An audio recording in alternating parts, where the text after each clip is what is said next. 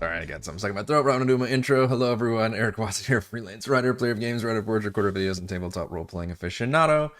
Oh, okay. Welcome to the Monday edition of my bi-weekly behind-the-scenes DM-only live stream Crafting the Deep, in which I build and prepare for our next session of Call from the Deep. That was some hot coffee. If you were playing characters Gottwald, Mox, Sabro, Toro, this video is not meant for you, be full of spoilers, but for the rest of you, as always, you are welcome. We stream our D&D sessions live on YouTube every Friday. You can join our official Discord server with invite link in the description below. If you would like to support the channel, please check out patreon.com/RogueWatson. For our campaign, we use Roll20.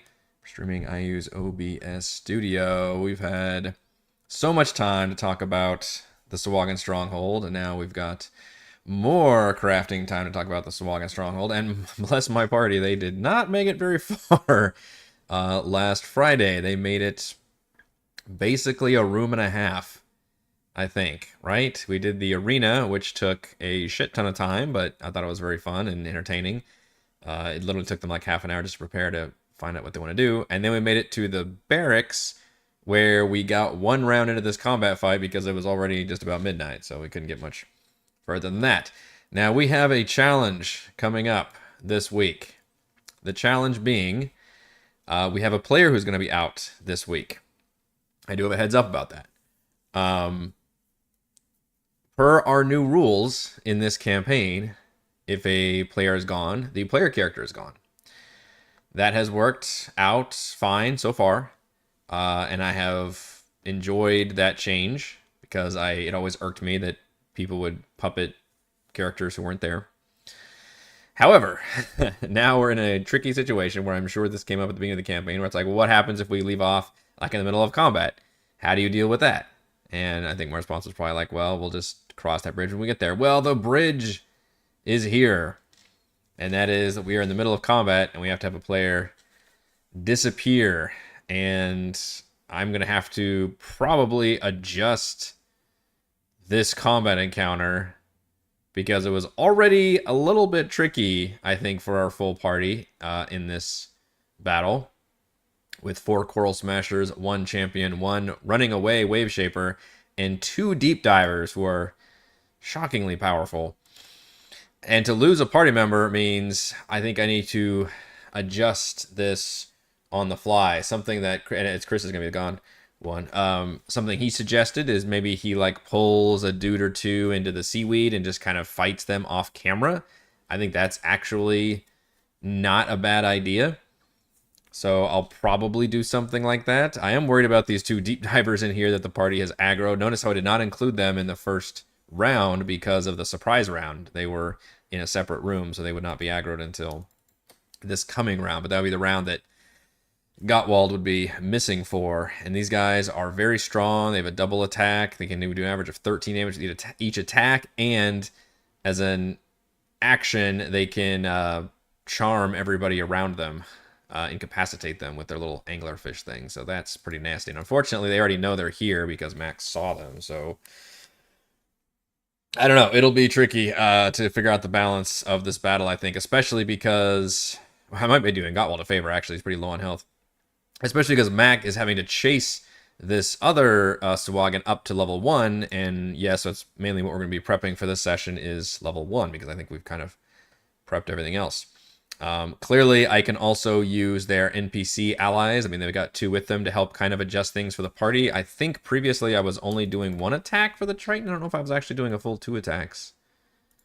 I don't recall, but he'll definitely be doing his 2 attacks now. I'm going to scroll up and see. Oh, no, I guess I was doing 2 attacks.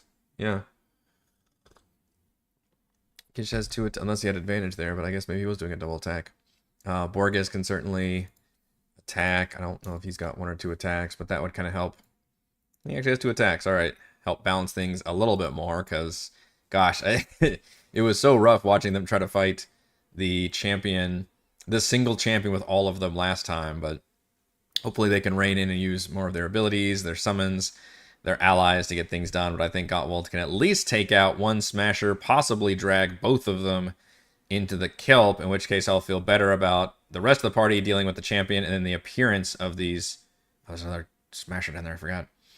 And the appearance of these 2 Deep Divers. I may have to fudge their hit points a lot, so I'm a little concerned about this battle. But Mac is currently taking off to chase down the Wave Shaper, which I didn't even use any of the Wave Shaper's abilities because looking at it, it always felt tricky to try to use its ability around any kind of allies.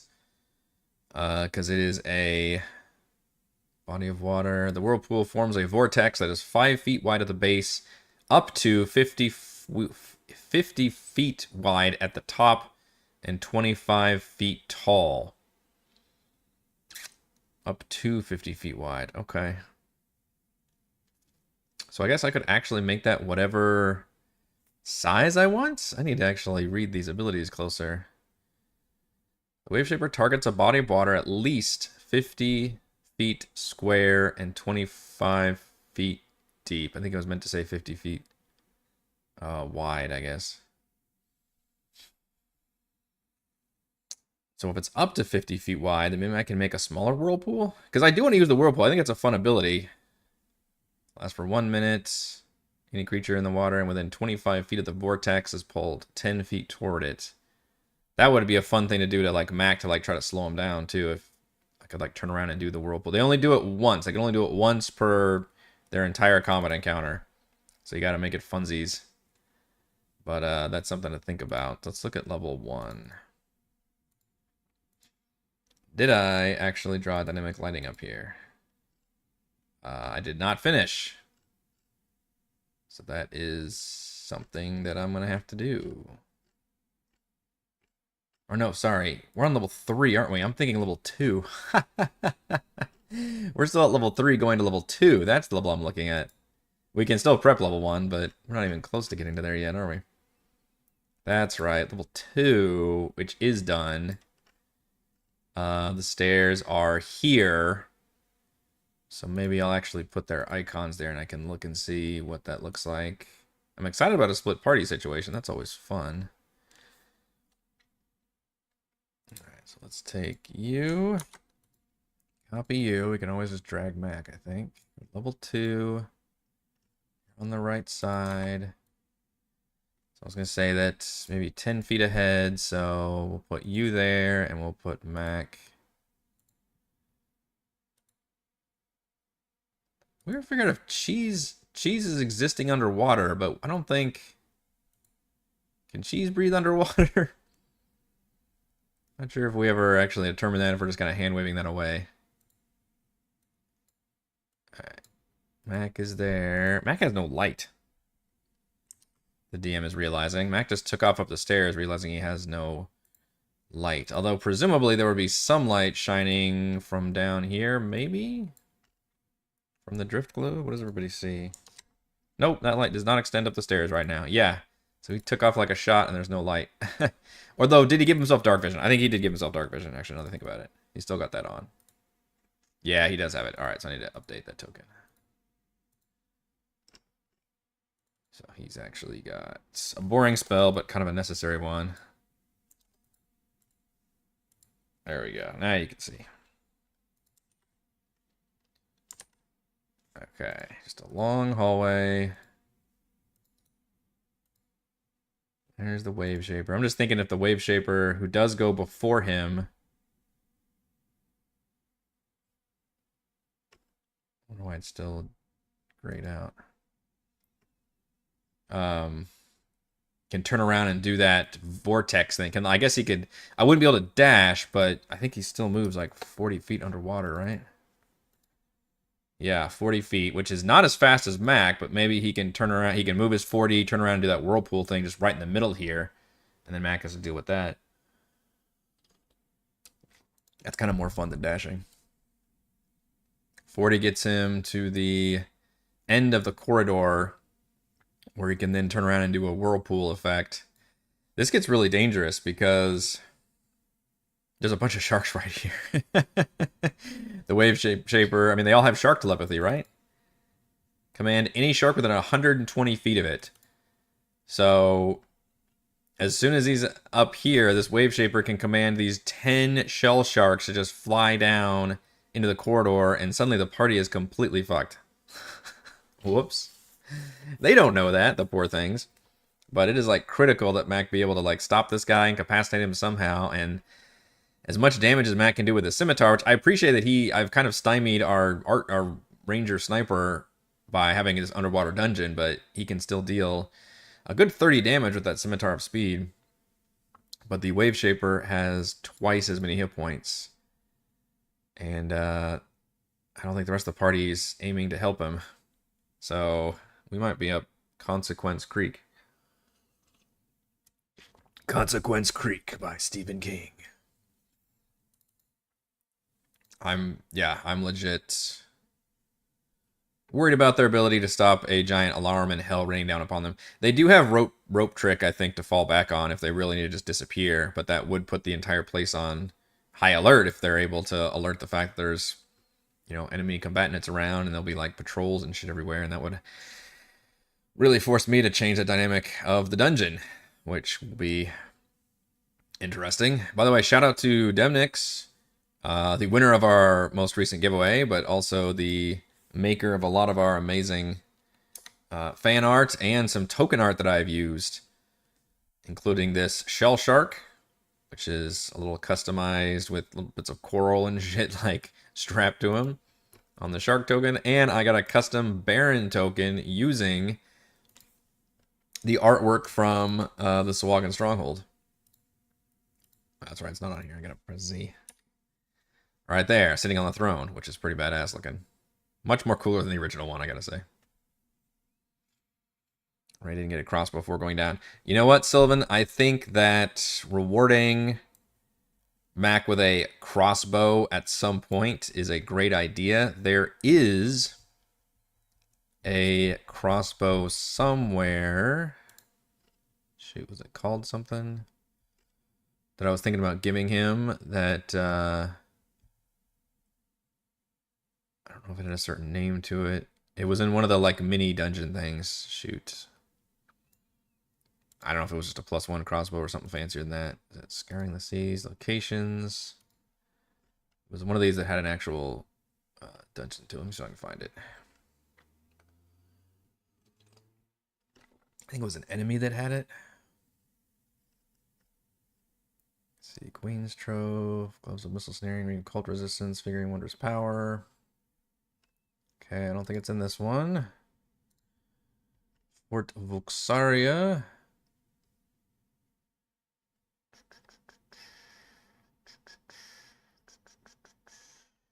Photos, Morkoth. Third person is Tentacular Spectacular.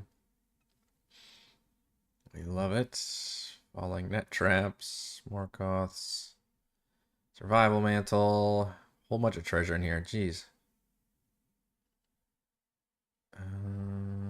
Not finding it in there either. I remember that I was reading about somebody had a, because you're right. I think it'd be a great idea to give him a crossbow at some point, especially because he's suffered through without having his use his bow at all.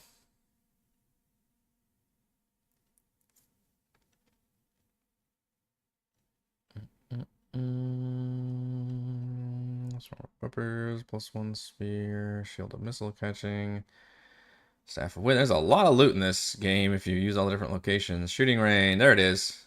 Oh, okay, it's just a +1 light crossbow, that's it. Or in a hand crossbow of warning, there's 2 of them.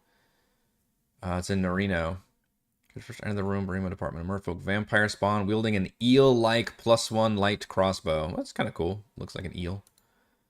Although surely we could do something cooler than a simple +1. And then there's a hand crossbow of warning. That's the, like, hobbit weapon, right? Like, glows. You and your companions within 30 feet of you can't be surprised. It's pretty huge.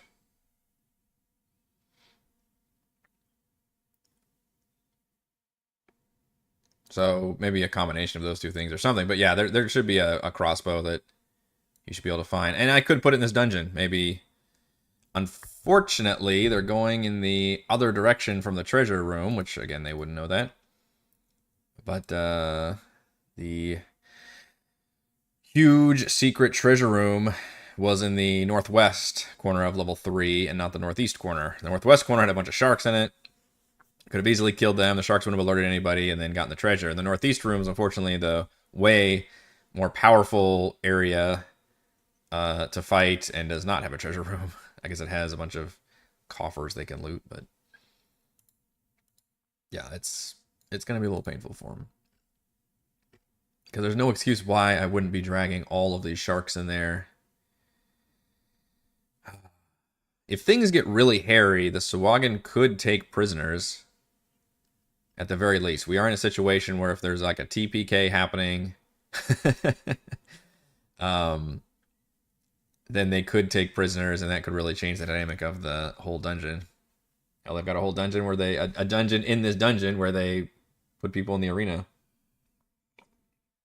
They already saw how badass Mac would be, so maybe he can face off against Blade Master Makat, which I don't really know what I'm doing there. I just kind of tease the fact that there's a few characters that may be suspicious as to what they're doing.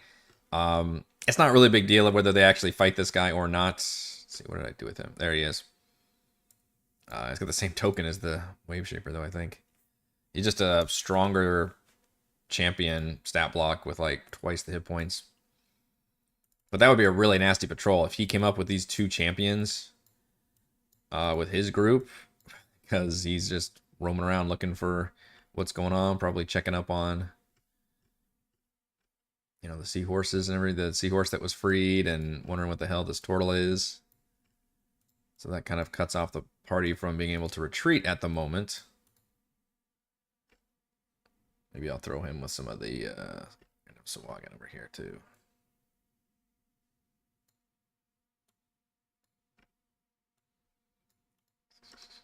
So many enemies.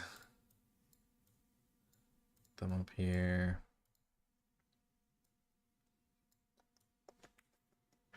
Yeah, sharpshooter's a thing. Honestly, though, he's been doing awesome. Other than the fact that he doesn't get to use sharpshooter, the scimitar of speed with the 3 attacks per round. I mean, he rarely misses with any of those attacks, and they average about 10 damage each, so he's still getting 30 damage. It does take his bonus action, though, which means he's not really using cheese for anything to do those 3 attacks. I think there's anything else in this room, right?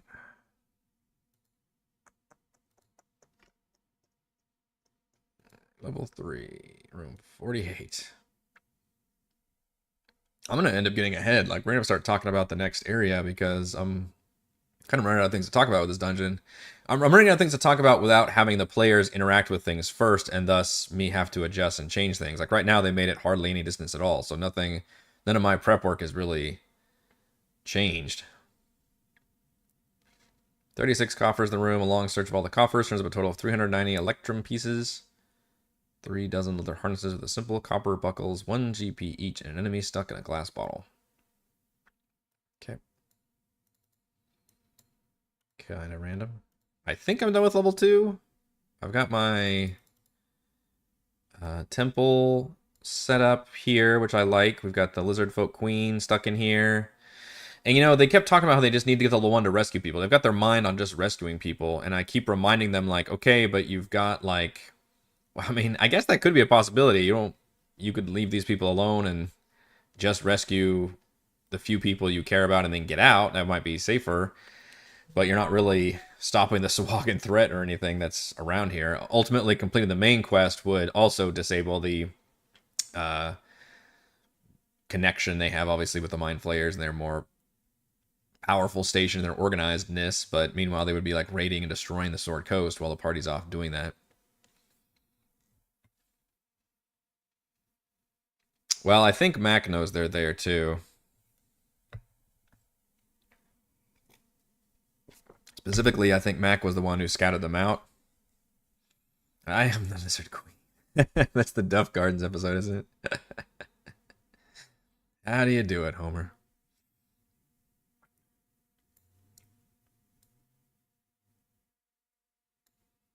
But yeah, I could delete one of those deep dive. I'm shocked they had the 2 deep divers in there. Like, that was a really hard room. The Coral Smashers all have 30 some hit points. The Champions got 70 hit points. The Wave Shapers got 70 hit points. And both deep divers have the most hit points of any of the stat blocks, even more than the Champions. So it's a little much for a 7th level, like, stealth reconnaissance dungeon for a single room. And, like, damn. I agree, it was kind of rough. I guess the only thing I haven't decided on is if the Uchalan here is going to have big legendary actions and have the Mind Blast attack and all that. I'm still trying to nail that part of the balance down, and part of this might just be how the players are doing in this dungeon, honestly. Because right now it does have Mind Blast as a default, taken from, I think it was Monster Manual Expanded, but it does not have legendary resistance or actions. I think it's fun just with its paralytic slime and its pincers and tentacles. Even without the Mind Blast, it's pretty powerful. Plus, you've got multiple spellcasters in here. Although, if they interrupt one of them, these three won't be involved in the initial battle. That frees the Lizardfolk Queen, who I was going to have some spellcasting capabilities. I think I combined the Queen with the Sub-Chief stat block to create her. So she got some cleric abilities, although really she would have more druid spells. She won't have any of her weapons, and then I guess she's gonna have a necklace of adaptation to be able to survive down here.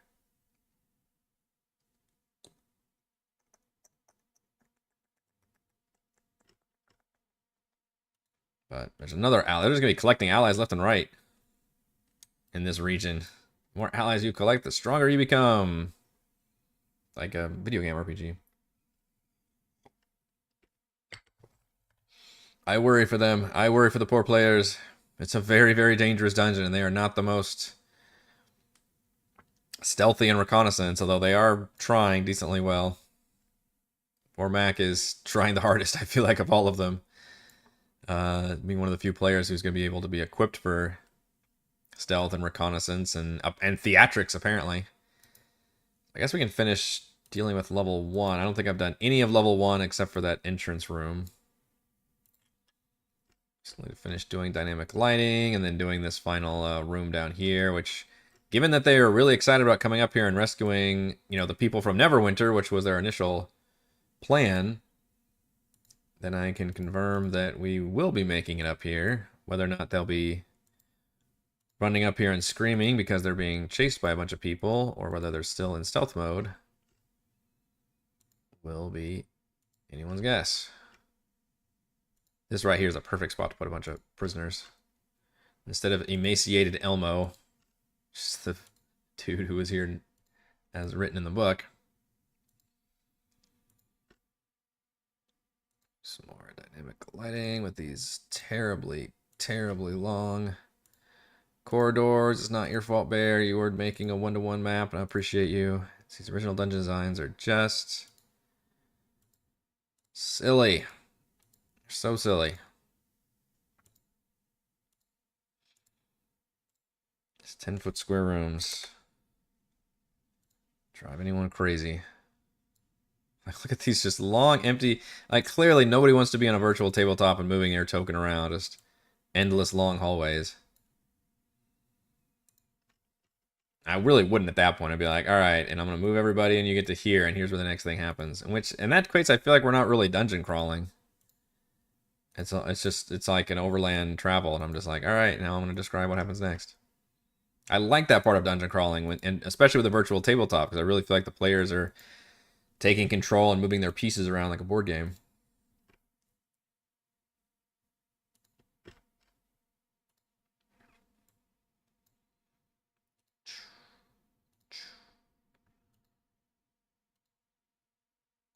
And the detail in this first level is very cool.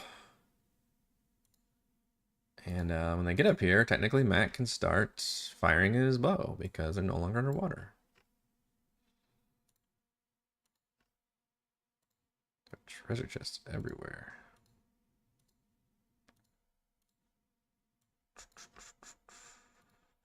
All the way across.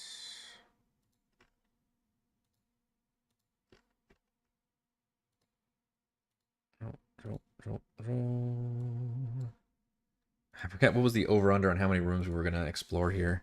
We talked about that on one of the crafting streams. Folks were very low, and I was scoffing at how low the number of rooms we thought they would see is, but I don't know. I'm not confident now.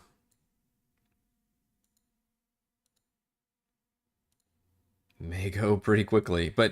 And it would really shock me if they skipped like the actual boss fights I want them to hit up. But I mean, if they're in bad shape, they just want to get their people and get out, then technically that's allowed. Like, there's no penalty for not completing the main quest here. That they came here to rescue people. I told them, hey, you should also try to take out their leadership and uh, try to sever their connection to the mind flayers. They're like, yeah. Give them some objectives.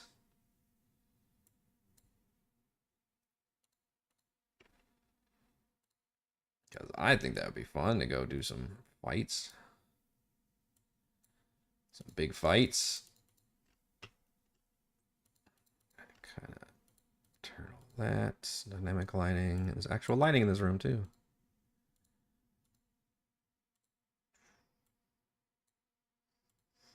Longest hallways down here. This first level especially really sucks because it's devoid of basically everything.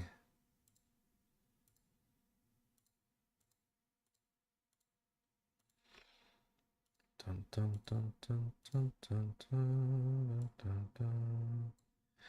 Yeah, and I did that with one of the maps, Sylvan. At least I think I did. It was one of the Rhyme maps. Wasn't that the Dorger Outpost? Where I literally took it and uh, shrunk it to half size to where it would still work. And I was like, yeah, this map still works. I might have done that with one of the Grim Scholar things too. I don't remember, but I have done that before. I'm like, hey, I should just do, like, in other words, these 10-foot hallways become 5-foot hallways. I say, fuck it. Like, every room is literally half the size. And that probably would have worked. I probably could have done that. I don't think it would have changed things too much. Like, a couple rooms might have been cramped, like the temple and the throne room, the arena, maybe. But yeah, I probably could have done that. See, that's a door. This looks like a secret door. I forget. We're probably not gonna make it down here, so it's probably not gonna matter. Secret. Got some pillars of eternity up here. So we've got more doors, more door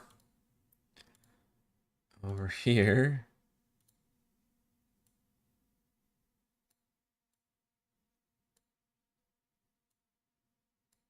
These are not secret. They're not safe. Let's see that door very well. Those are open archways. That's an archway, archway, archway. Archway. Right to the front of the map. Archway, archway, and then we've got circles. Pillars. Pillar. Pillar. And pillar. Okay. That's a door. So, what all's in level 1? Not that much, right?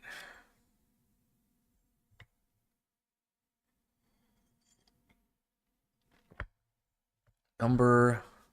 That is a secret door down there. Number 19...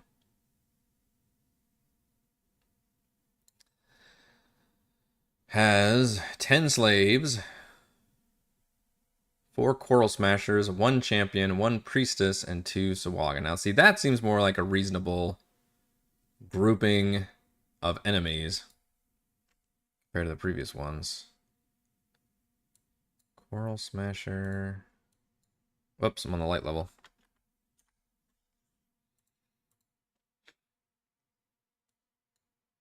There we go.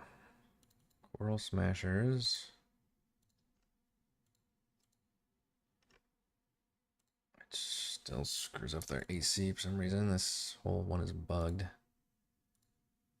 14. definitely throw some people. Oh, it's doing that bug too. No, don't do that one. It's the worst one. Still never figured that one out. Randomly goes the lower left corner when I have to do Control V. All right, champion and a regular priestess. Now those stat blocks are somewhere else.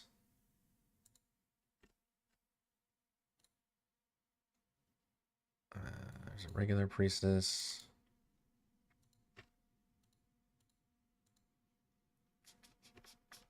I guess was it champion and sinister secret creatures? No.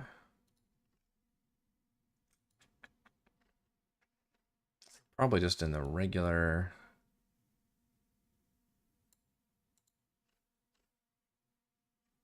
Not in danger of done one or either. All right, you're probably in the regular one then. Creatures. So. Nope, no champion there either. How does this work again? Remember that stat block was messed up. I don't want to use. Hey, was it this stat block that didn't freaking work?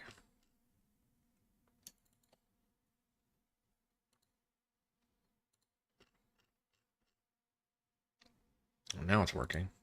No, no, it's not. All right, where was the other one then?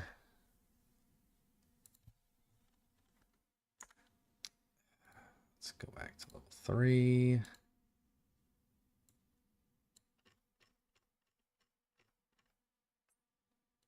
Where did I put you? Or was it just this one? Let's see. So if I use you, are you messed up? Yeah, you're messed up. Shit. All right, it's this one then. No? Is it this one then? Shit. There are no other champions in here. Champ. Find it. Filter. Yes, there is. It's the one from Ghost of Saltmarsh. Okay. Okay. The one from Final Enemy is the one that's screwed up. So you're the one I need to use. I don't want to change them out though, because the initiative's already tied to that token. But I gotta remember that's the one I need to do. So let's actually copy that one and paste you on level 2. No, level 1. Where am I? Stupid giant dungeon. Aha! It doesn't lock up again like it was doing. And then Priestess, Champion, and 4 Coral Smashers. Alright, they're all there. And then 2 regular Sahuagins. We can do that. In fact, I think they're up here, except that uses that token, which I didn't like as much. So let's go back to the other one. After this, we'll never use Sahuagin again, because I've used them a ton in this campaign already. And I think we will be so done with these creatures if they take them out, unless they leave without taking out the leaders, and they just try to get their people and get the hell out, then not so much.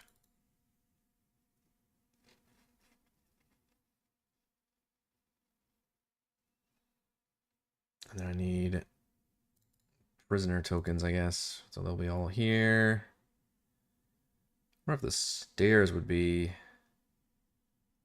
If they're stair going to the floor, then they wouldn't be dynamic lighting here. Which they would be going to the floor, so I'm going to leave that clear. So we'll put you there, you here. Separate the smashers around.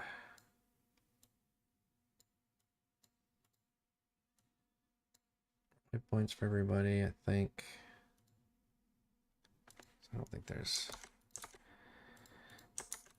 anybody other. I think there's one area where there's a like outpost. Yeah, here. I guess they'd have to fight. and they have to fight their way out. There's a lot of battles now. I'm thinking if they have to go up through level 1 and then keep going up to level 1, damn.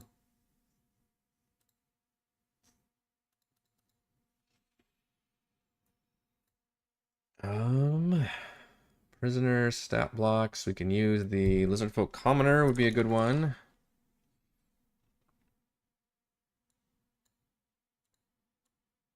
Certainly. Put you in chains, a little lock icon.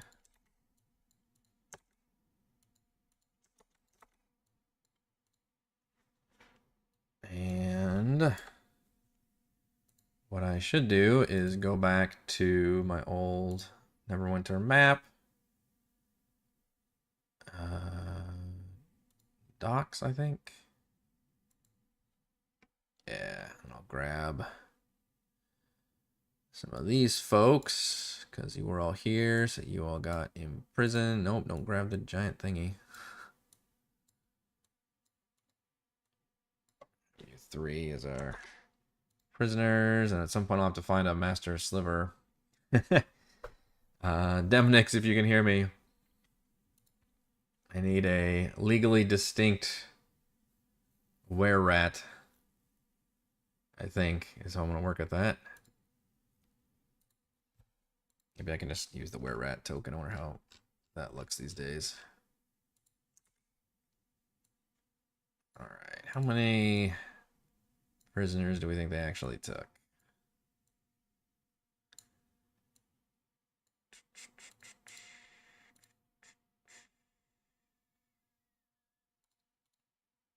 It says there was 10 up here. 1, 2, 3, 4, 5, 6, 7.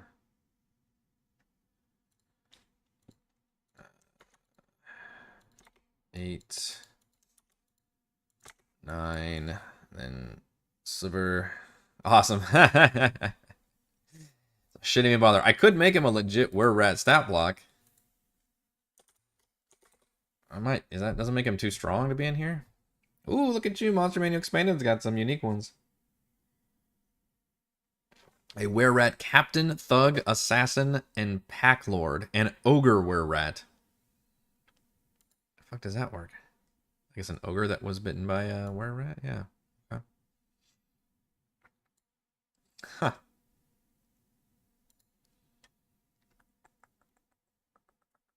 Maybe an assassin? Because the were-rat's a pretty weak stat block, if I remember. Definitely a step up from like a bandit, but like the bottom of the chain when it comes to the were creatures. 33 hit points, 12 AC, CR2.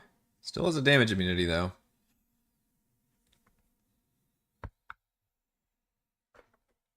Which means I don't know how the Sahuagin are going to be able to threaten him much. I guess the priestesses have spells. Were-rat assassin. 65 hit points, 16 armor class. Assassinate, cutting action, sneak attack. Yeah, this is what I want, I think. That sounds like a good former mentor for Mac. Actually added in Monster Manual Expanded 2, apparently. It was a were-rat assassin. But I could still do with a nice custom token art. Also, I've said this before during my review of Monster Manual Expanded. I don't like the way they did the tokens. I really don't. There's an art form of doing tokens, and it does not involve trying to capture the entire picture. Although the art in Monster Manual Expanded is amazing in all the books. It's really fantastic. The problem is when they try to capture the entire art in a teeny tiny token, then it looks like this, and you can't really see anything. Not the best. So I'll put it over here as a placeholder. Put you somewhere in the middle. There we go. So the party comes up here. They see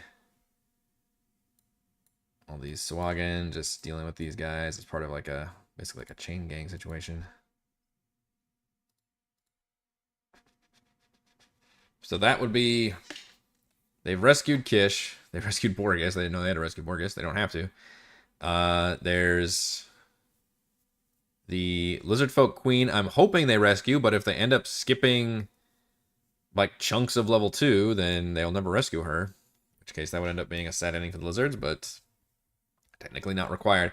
Technically none of this is actually required, by the way. This is all sort of side content, even though I'm playing it up as a main quest thing, sort of, but they already know the location of Tentrix.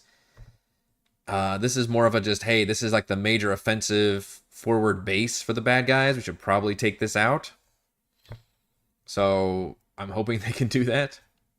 But if they can't, then they can technically leave this place and continue on their main quest. In other words, this isn't like a critical juncture. So I won't tell them that, though.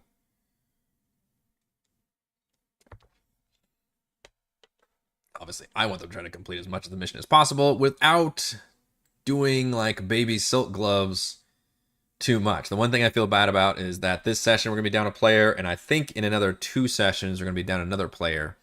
So in those cases, I think it is fair for me to readjust encounters and adapt, just because the players are significantly weaker when they're missing one of their own.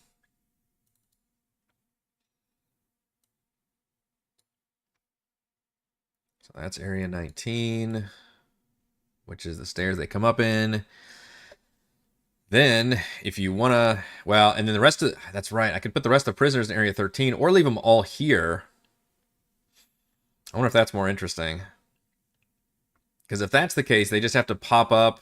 They'll be like, okay, we got a level 1, we got to find this guy, and they'll go up to level 1, and immediately they find like all the Neverwinter prisoners. Maybe just some of them. If I want to leave more in area 13, I can, but I think even as written, area 13 is mostly empty.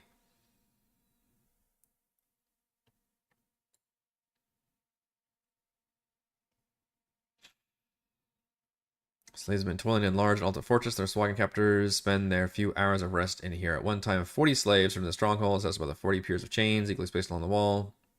Sahuagin disposed wall, but a few workers. Yada, yada, yada. Food for the slaves. Watery gruel. Support of the trough. One human slave named Elmo lies dying in the northwest corner of the room. Elmo the emaciated. Or Elmo. It's weird. Yeah, so I don't know if it's worth putting more prisoners. I guess I have to decide how many prisoners were taken. Because right now it's not that many. It's like 4 of them are lizard folk. 6 of them are from Neverwinter. I guess we could, if they wanted to be more heroic, I could put more prisoners up in here. And in which case they'd have to fight this one more group of enemies to get to them. These guys are all from the... What am I doing? We should just move them from over here. Fool. Sahuagin, and I think Coral Smashers. So that kind of just depends on how I'm feeling. Do I want to rescue more people? Are going to make it through level 1, or are we just we're glad that we could rescue Master Sliver and some other folks, and then we need to dive back into the water. Although, if these folks don't have breathing equipment, then I'm not sure how they can actually get out through the other direction. Because presumably if you've made it this far, you've probably alerted the Hornet's Nest. So I'm picturing the players are going to, once they get to level 1, they're probably going to have to force themselves to exit out of this situation. And then I do not have a good exit plan for them in terms of high alerts and how you swim across this vast distance when the Sahuagin can clearly outswim like prisoners, for example. Maybe the Lizard Queen knows of like something they can use. I don't want to just teleport them out. That feels a little too easy, but maybe she's got gust of wind and a small boat or something they can use, or just a communication device they can use to radio in their boat so they can try and escape a little bit easier. They never did have a an exit plan. I'm not even sure what the exit plan normally is in this dungeon either, because this is not a case where you can just clear the area out and then you're good to go at your leisure.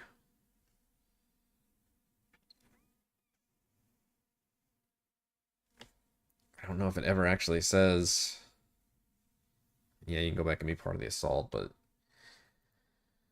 As written, I don't think I ever talk about how you get out of here.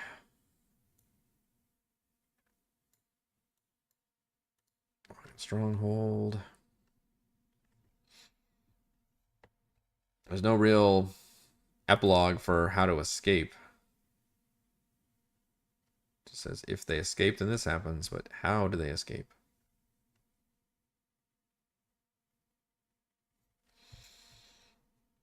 I guess I could read this part of the assault encounter, but that's not. This is, I guess, if once they go on high alert, this is kind of what the dungeon turns into.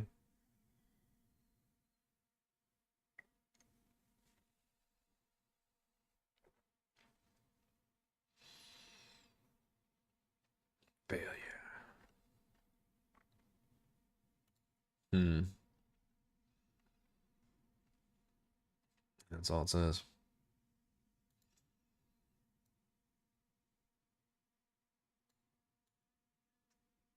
Let's see, what was in that room? 13, no, 12.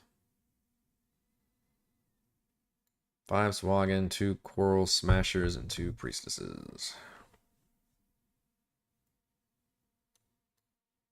It loves using these Coral Smasher stat blocks. I find it very strange that they're supposed to be Sahuagin who wield Warhammers. That just seemed goofy to me, so I turned them into chitin fists, which is also kind of dumb, but it's better than a Warhammer, damn it. 2, 3, 4, 5. So many battles. And this is not a location where the players can long rest at all. I'm trying to think, when did they long rest? Before or after they went out to the swamp? I don't recall. It's gonna be another big adventuring day, but that's also the secret to balancing D&D.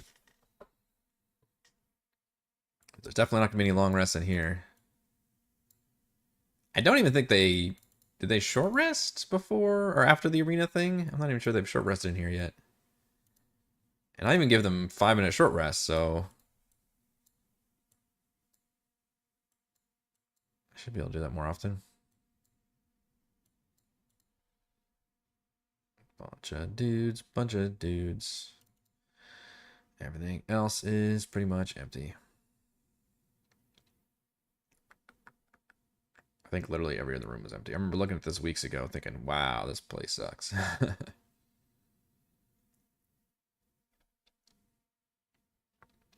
I do feel bad about missing out a big treasure room, though. There's another cloak of the manta ray and a suit of mithril plate armor. 12 potions of water breathing. They should be able to find some more of those. That's in a treasure room up here.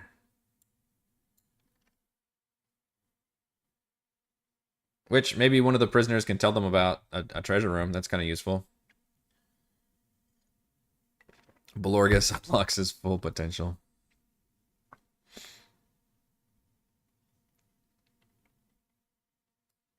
Let me summon up my god of the deep. Oh god, Borgus, no. Borgus transforms into a whale.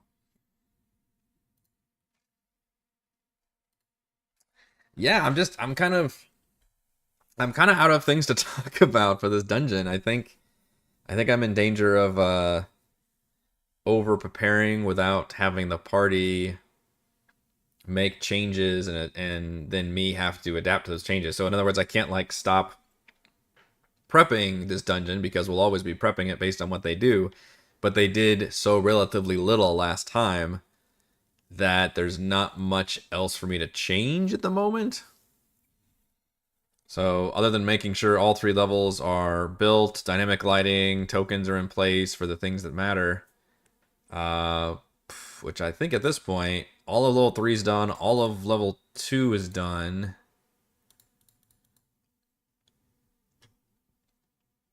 So I scroll through level 2. And replace all the shark tokens. I guess I could do that, but I don't see them going down there. Yeah. And then we just did the little bit of level 1 that I care about, I think, which is this one room down here.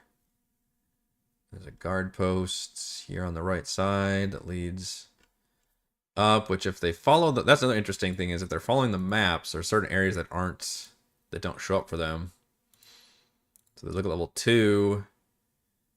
They can see there's the hall here. So yeah, that's why they went to the right side. They're like, if we want to get to the temple, we got to go down this right side. They don't realize that both sides have actually been opened up now.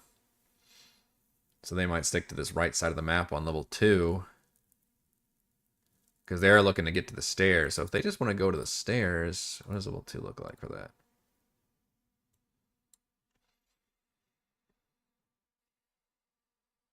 It has them going along this right. Why there's not straight lines here, I don't know. But I guess it's supposed to be a mountainous cave that they put tunnels into. God, that has them running into a giant barracks. Don't run into that. Or turn at the right moment, and then you can go down and actually skip the entire temple because of this stupid giant area here.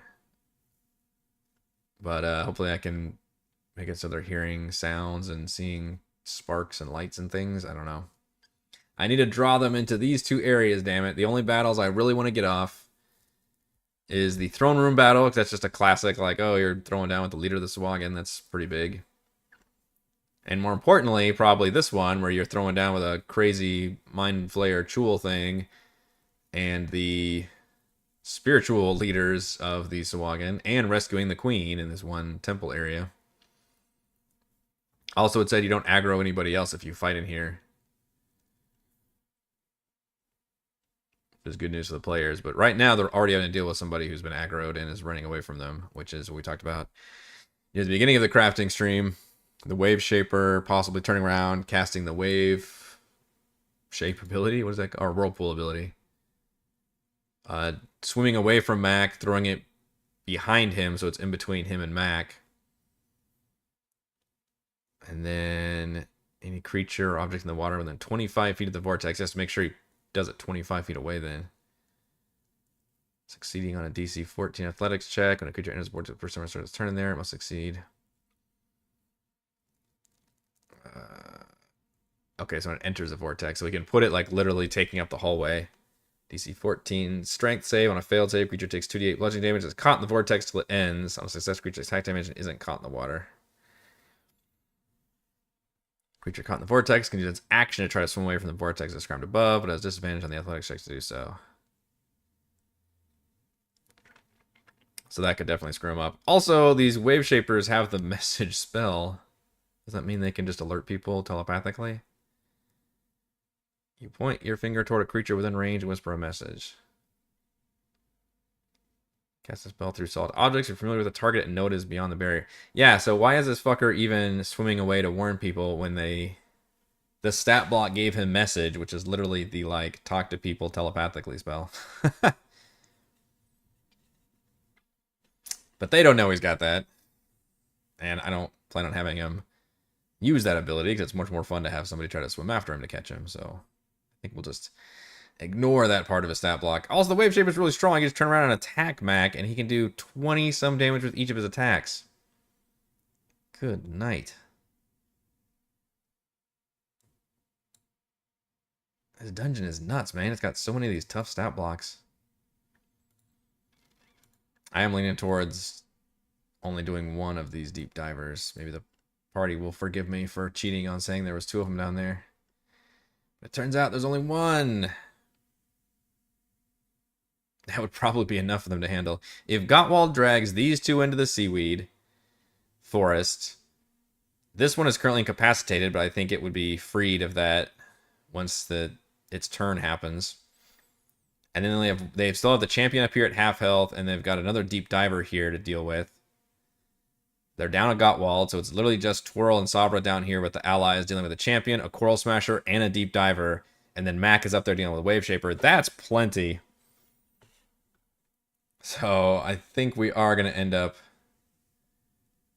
probably getting rid of one of these deep divers.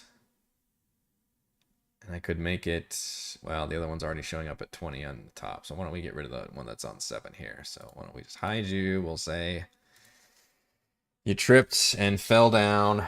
Reflection of the waves. Yeah. You didn't actually see that second one.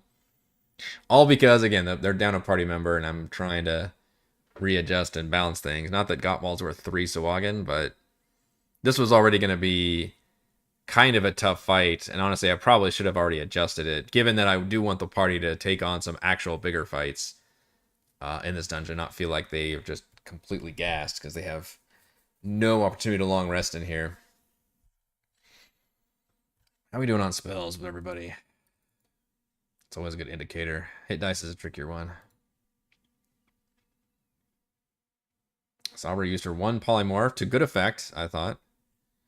She's got 2 first levels, 2, in other words, she used her 1/4 level. She's got 2 first levels, 2 second levels, and 2 third levels left. So she's doing all right, but, you know, once we do a boss fight, she'll use most of them. And I think we've got at least 2 boss fights, and then probably another 2 fights, or maybe even 3 fights after that. It's a lot.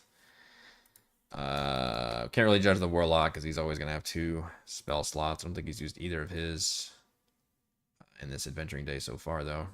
Interesting, he does have Counterspell. Not a great use of a Warlock spell, given you only have 2 spell slots, but it is useful to have somebody in the party to have that spell. And then Mac, I guess, as the Ranger, also doesn't matter quite as much in terms of spells, because his stuff's all basically buff related. He is out of second level spells. He does have some third levels. Just basically his Zephyr Strike and Hunter's Mark and Cure Wounds.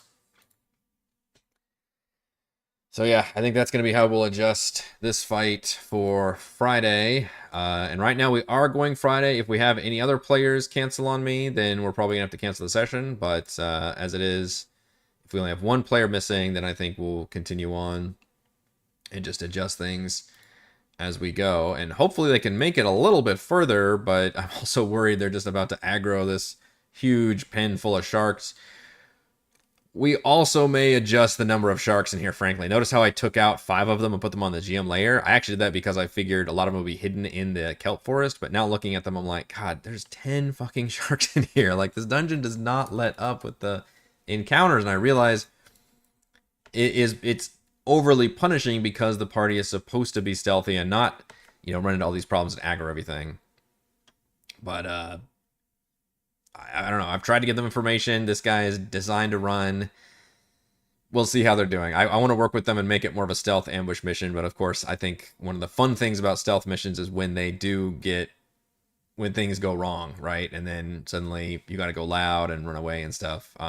Hopefully with Savra's rope trick spell, they still have a way of actually hiding and dealing with that. But given this is also an underwater dungeon, it adds more complications for them. So I have concerns, but we won't really be able to make any adjustments or any of that yet until they start making some more progress in this dungeon. And meanwhile, like I said, I'm kind of out of things to talk about here. So maybe on Thursday, we actually start even talking about the next area versus the Sahuagin Stronghold, because I'm kind of getting pretty far ahead of them now in terms of my prep work, and I can only do so much before I have to just wait until they make their changes, and then I can adapt to all their wonderful decisions that they make. All right, that's going to do it for this Monday edition of Crafting the Deep. If you enjoy the content, please do check out patreon.com/Rogue Watson. Shouts to Platinum patrons Joe, Will, Thomas, Stan, Brandon, Genocider, Eclectic, Roleplayer, Christopher, Corey, Big Nut, John F, John L, Eric, Tyler, Nathan, Cap Crystal, Counselor, Andrew, Dale, The Reldrin, Captain Woody 79, Stephanie,